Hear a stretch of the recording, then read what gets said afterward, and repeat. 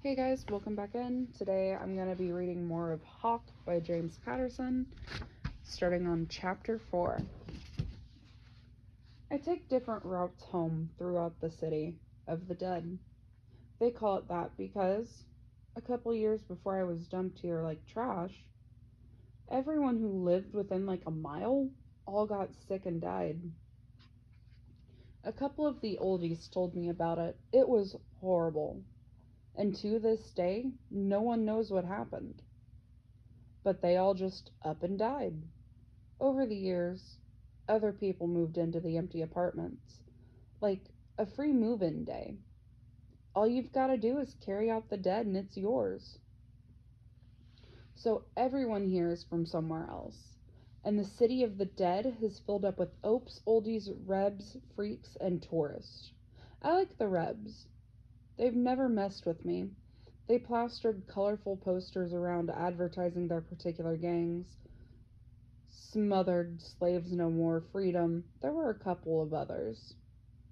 Of course it was pointless rebelling against McCallum. And I didn't know how they'd managed to string two thoughts together to make these posters with the Vox voice and the proclamations and the emergencies. But they had. And I liked looking at the posters stuck to the walls of burned out buildings.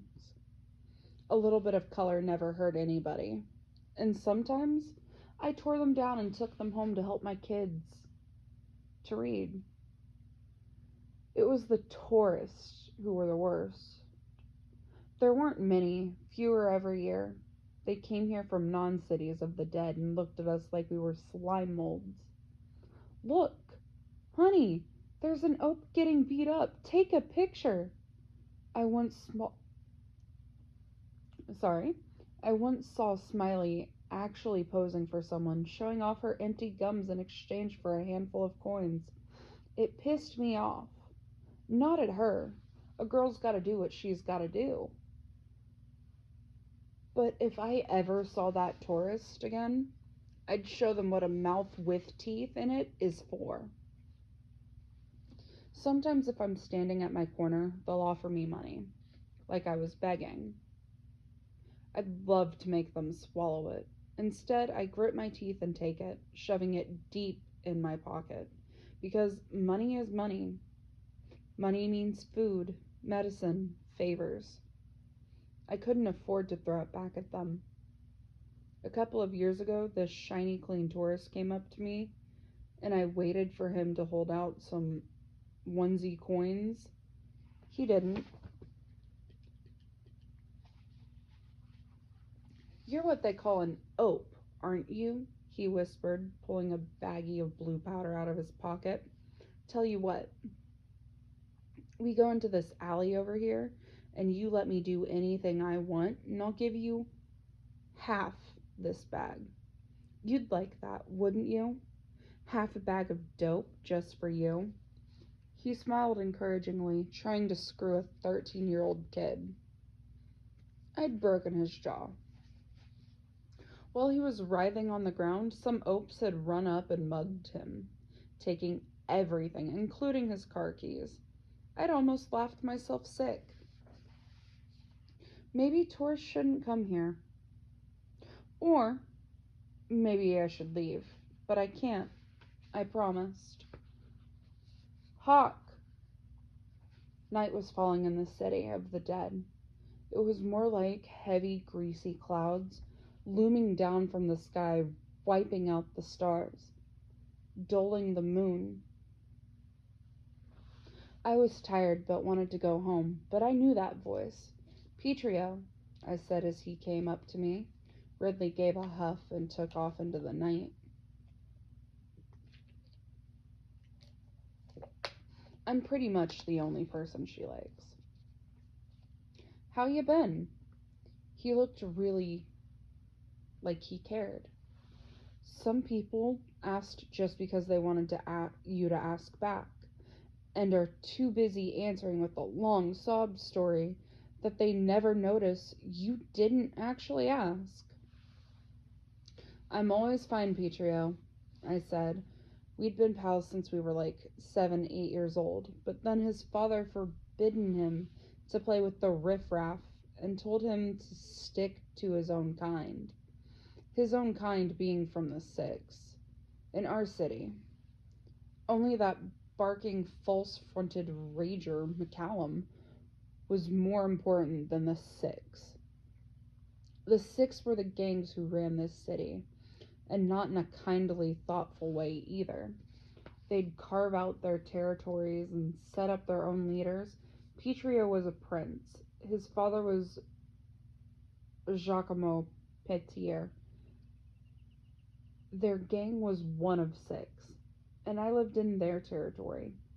2 of 6 were the McLeods, 3 of 6 were the Harrises, 4 of 6 were the Stolks, 5 of 6 the Daisies, and 6 of 6 the Chungs. They made life fun around here, and by fun, I mean violent and scary. What brings you down to the dirt, Petrio? I asked. His handsome face suddenly hardened, and he gestured behind me with one hand. That piece of trash, over there, he said. I turned to see another prince, tall and pale, with thick, shiny red-brown hair, and a face that was all angles. He came out of an alley like he'd been waiting on somebody. I could only hope it was Petrio he was looking for, not me. Chung, I guessed. Yep.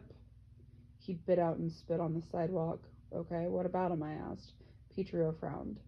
They tried to open a business 2 blocks into our territory. The Chungs are trying to muscle in, and my father wants us to send a clear message. So he called for a duel. Duels happen pretty often, but not all in the same territory. They were exciting as hell if you didn't care that one of your friends might die. Do you have to? I asked. He nodded, looking unhappy. Suddenly he looked into my eyes and took my hand. Hawk, I wish. Duel! Someone shouted, and instantly the crowd picked up in the chant, making it impossible for either Petrio or the Chung prince to back down now. I saw one of Giacomo's henchmen edging out of the crowd, standing in the street, with his arms folded. Likewise, one of the Chung henchmen stood on the opposite side of the street, the gold symbol of the Chung clan embroidered on his blue silk jogging suit.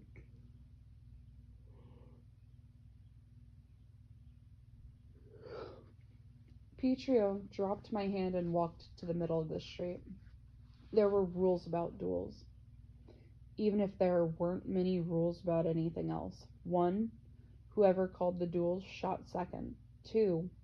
They had to use single-fire handguns. 3. They had to bring a second, someone who would carry their body home if they died. 4. It had to be in a public place, with plenty of witnesses.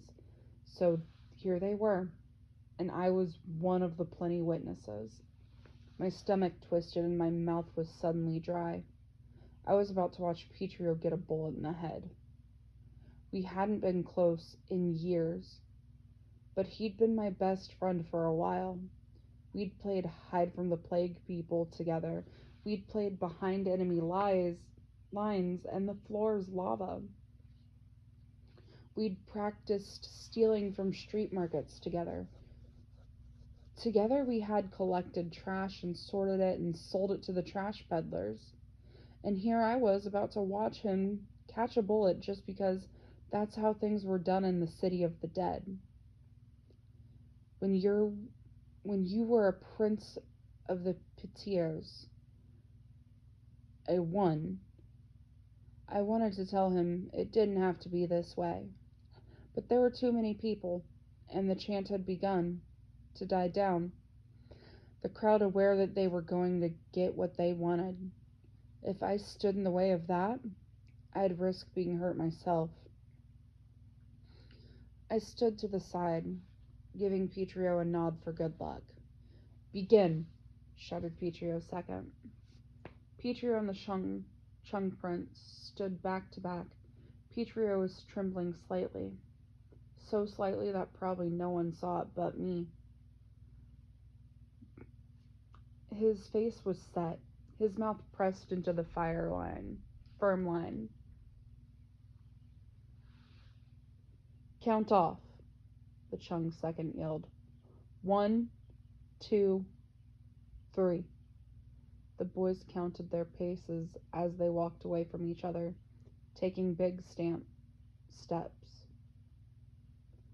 The street lamps came on, casting a sickening orange glow over all of us.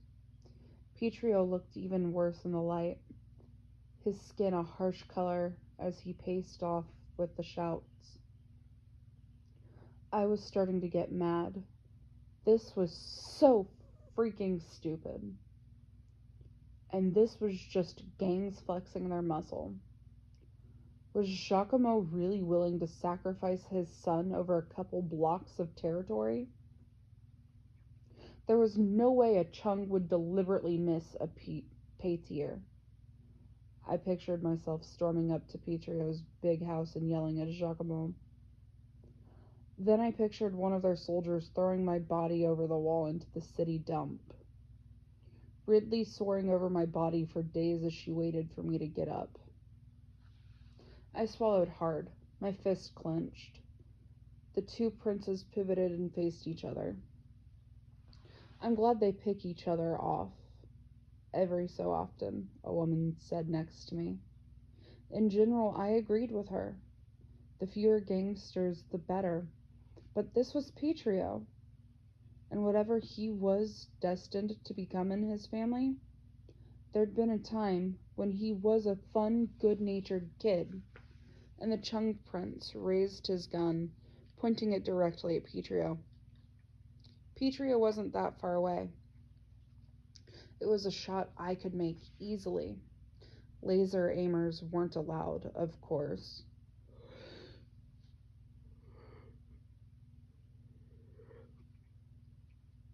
Maybe the Chung prince had bad eyesight? No. He would have had it fixed by now.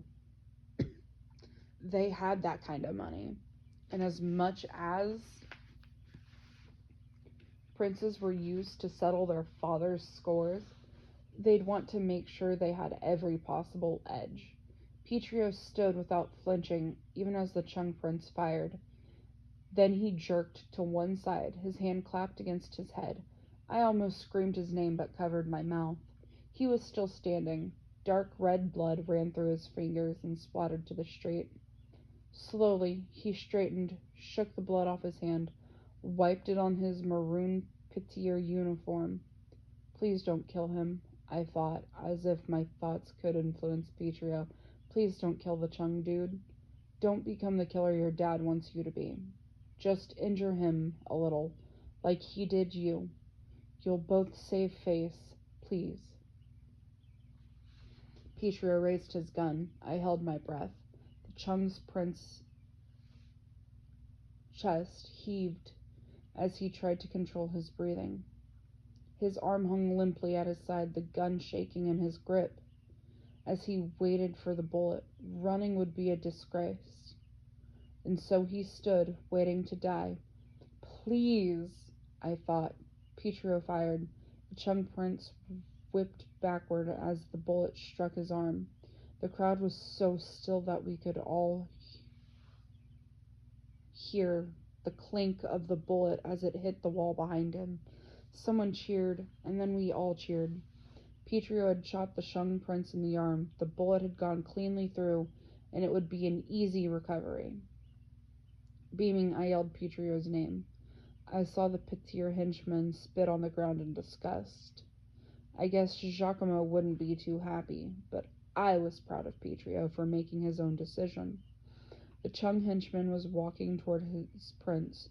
The Petier henchman left Petrio's side and walked towards the Chung prince. Before anyone could react, he grabbed the Chung prince with a big, meaty hand and snapped his head around. We all heard the loud crack of bones breaking, saw the light leave his dark eyes, saw him crumple to the ground, dead. He was still smiling from relief at living through the duel. Several of the Chung footmen started towards the Petier goon, but the Chung henchman stopped them. It's over, he said. but he was obviously furious at the tear killer. I stopped in my tracks, my own smile disappearing. The crowd cheered even louder. A duel was one thing, but a flat-out murder? Another. This was enough excitement for days. Petrio looked at me, saw my expression. "I didn't do that. I didn't want that to happen," he yelled. I turned and walked away, disgusted with all of the six. He might not have wanted the prince dead, but he had still been a part of this. Everyone in the six families was as bad as the rest, including Petrio. He was a full-blooded Petir now. Chapter 6. Okay, the show was over. Time to get home. As I walked past the vegetable stand, the woman threw a bunch of rejects into the gutter. Me and a bunch of oaks fell on them, and I snagged some sprouting carrots and a plastic bag of not quite rotten apples. I put them in my backpack. The sooner I was away from this street corner, the better. Obviously, my parents hadn't come, and they were either dead or had long forgotten me. This was the last day I would waste like this. Hearing footsteps behind me, I glanced over my shoulder and groaned quietly to myself. I was being followed. I sped up a bit, enough excitement already. But a sneaky look back showed me that it was two men, strangers. Great. I knew this city. I'd been exploring it since I was 5 years old. I knew every abandoned building in the city of the dead, every sewer, every tunnel, every escape route, and the closest one was 4 blocks away. I sped up more, now able to hear the men's eager mutterings. I could stay and fight, of course, but I just wanted to get home. Plus, I'd been collecting food all day, and now had about 20 pounds of nutrition in my backpack. I was just tired of this shit. Girls out on their own faced a different kind of danger than boys. And trying to explain I was just getting food for my kids wouldn't earn me any mercy. I crossed the next street fast, dodging through petty cabs, occasional cars, trucks, and bicycles, and getting honked and yelled at, sworn at, and flipped off. I gained 20 yards. I needed to turn at the end of this block, but they were trotting now. I broke into a run, so did they. I did a fast left turn and really started running, backpack thumping against me as I went. We were just 2 blocks off the main street, and it was already completely dead back here. People who couldn't afford the main drag didn't get streetlights. I passed several oaks talking to themselves, curled up in doorways. I turned right at the next corner, and crossing this street was easy because it was barely more than a garbage alley. 2 kilometers upwind was the prison. 3 kilometers as the crow flies. Southeast was the city hospice and factory where they made the dope for the oaks. I just had to make it to the last building on this block. "Girl, wait!" one of the men yelled. "Sure, why not? That's a great idea." With a sudden screech, Ridley swept down and did a power dive on the 2 men. They ducked and swore, one of them taking a gun out, shooting Ridley. Ridley turned sideways and swooped out of reach. Then I was at the building, rushing into the darkness, swerving to avoid once ornate columns and chunks of ceiling. The men were right behind me. I was still breathing hard and sweating, and starting to think about plan B. In this case, this one didn't work. Pushing through a fire exit door, I grabbed the stairway handrails and headed up 2 steps at a time. I had passed the 2nd story before the door banged open. There were some muffled discussions, and then they started up the stairs after me. Well, I knew which treads were rusted out and when to let go of the handrail because it had come loose. I was faster than them even with a 20-pound backpack. I was on the 4th floor before they'd gotten to the 2nd, and I rounded the 6th floor when they barely made it to the 3rd. My heart was pounding in my throat. Despite my grade A fighting skills, I didn't want to deal with two determined men with guns. First thing a girl learns on the street is that when men are after you, being fast is your best bet because you're usually not going to be stronger. And if they've got guns, the game's already over. 8th floor. My feet were slamming down on the rusted metal treads, my calf muscles screaming from the strain from long practice. I automatically jumped over one of the ones that weren't safe. A yell below told me one of the men hadn't been so lucky.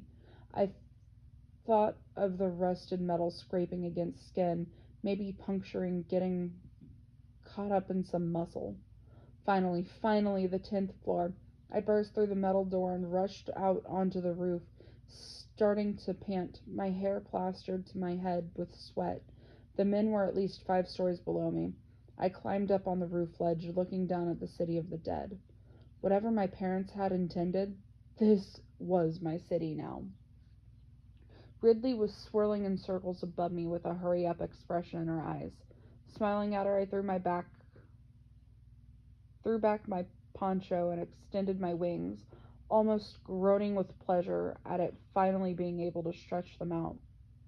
The constant ache between my shoulder blades released with them. Tip to tip, they were almost 4 meters across. But I might grow some more. I jumped off the roof and felt my wings fill the air. As always, it was an amazing feeling. The feeling of being free and strong in a city where no one wanted you to be.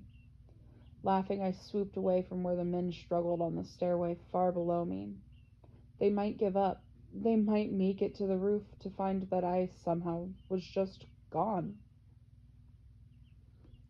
They might assume that, like many others, I'd taken a long last leap down the pavement below. Anyway, I never needed to think about them again. I rose above the greasy mix of fog and clouds that blotted out the moon, breathing in cold, clean air. Ridley looped in big arcs around me, as if I were slowing her down. "Get stuffed, Ridley," I yelled, laughing to feel so free above the city of the dead. Even if it was just for a little while. Chapter 7. I soared upwards, moving my wings strongly, feeling their power as I worked out the kinks I got from keeping them hidden all day. This was just so great. And it was cool and dry and quiet up here. Down below was always warmish, always wettish, noisy, crowded, dangerous. Everything below was old and rotting. Everything above was fresh and new. But up here, no one up here but us birds. I flew higher and higher until the air thinned and it had become hard to breathe. From up here, I could barely see the city of the dead. It was hidden by the ever-present mucky clouds. I couldn't see anything else, either. For a good 20-30 kilometers, I saw land. Bare, rocky, bare, rocky, treeless land. No other cities, no other lights, no other clumps of clouds where another city might be hidden beneath. No escape. Ridley matched me stroke for stroke, obviously enjoying stretching her wings too. I called to her, "Better be getting home, the kids will be getting hungry." As if we were connected by a string, we coasted in a long circle curving downward. We closed our eyes as we went through the clouds, then saw that we were over the factory that made dope for the Opes. There was a line of them waiting now outside the door. But it was too late for them to get anything tonight. They would camp until morning, a long line of 100 miserable people who would stand through falling rain, pelting snow, or blistering heat. Anything to get their next fix.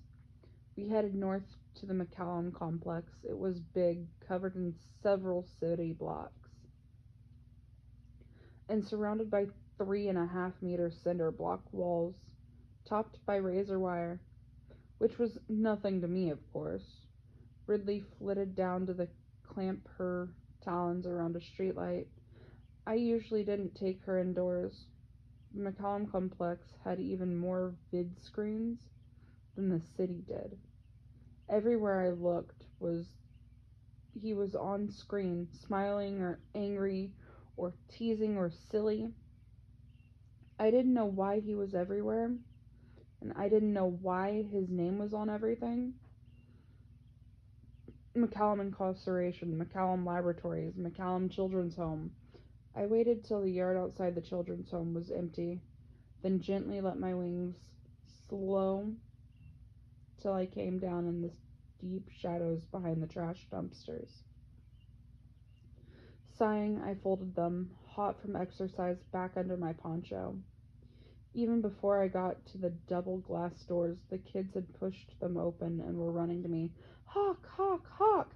Hey, hey, hey, wait a sec! I commanded, unhooking hands from my backpack. This is it, and we have to share it. Let's get inside. These were the people I lived with.